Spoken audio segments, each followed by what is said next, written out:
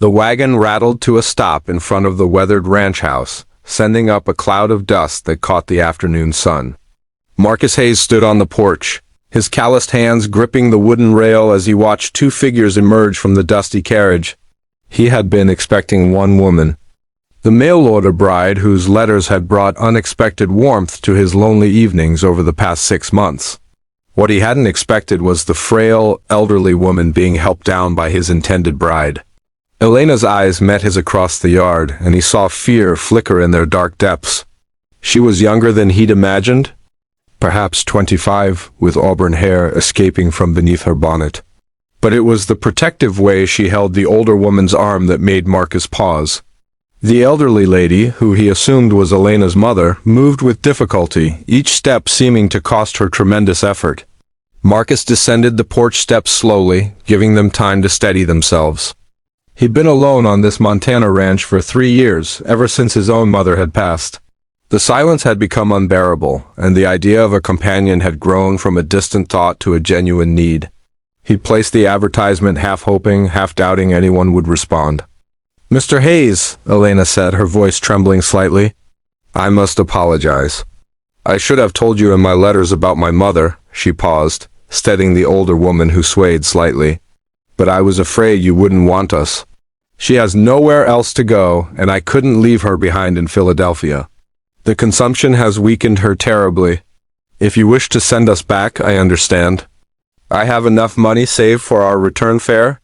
Marcus looked at the two women standing before him, exhausted from their journey, vulnerable in their honesty. He thought of his own mother, who had worked herself to the bone helping him build this ranch, who had died before seeing it truly prosper.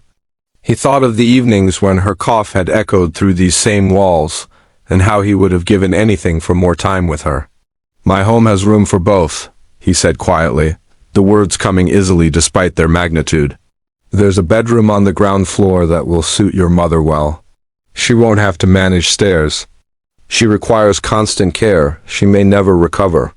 Marcus stepped forward and gently took the elderly woman's other arm. "What's your name, ma'am?" he asked. "Catherine," the old woman whispered, her voice paper-thin but her eyes sharp and kind. "You're more generous than we deserve, young man?" "Generosity has nothing to do with it," Marcus replied. "It's just the right thing to do." The weeks that followed transformed the ranch in ways Marcus had never anticipated.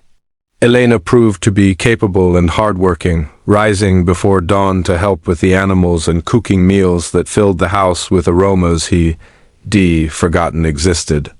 But it was Catherine who surprised him most. Despite her illness, she had a gentle wisdom that permeated their conversations.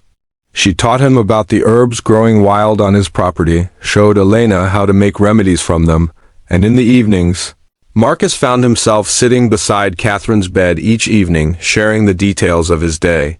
She listened with genuine interest, offering insights that came from decades of living. When he confessed his fears about being a good husband to Elena, Catherine smiled and said, "You already proved your character the day we arrived.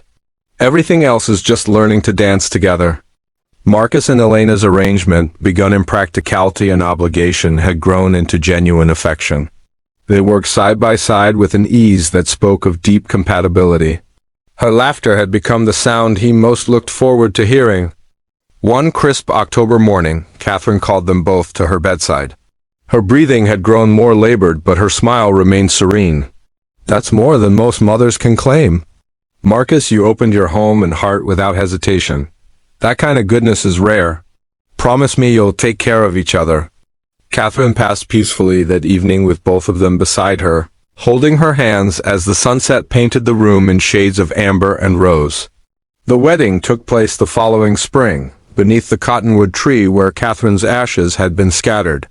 As Marcus placed the ring on Elena's finger, he thought about how fear could have closed his door that dusty afternoon, how he might have turned away the greatest blessings of his life.